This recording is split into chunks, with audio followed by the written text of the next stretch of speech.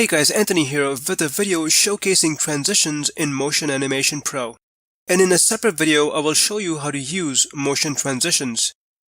In Motion Animation Pro, you get over 1,000 motion animations and over 500 motion transitions. And you can use these on your personal and commercial projects. You can check my Motion Animation Pro review for more details. Now take a look at some of the motion transitions.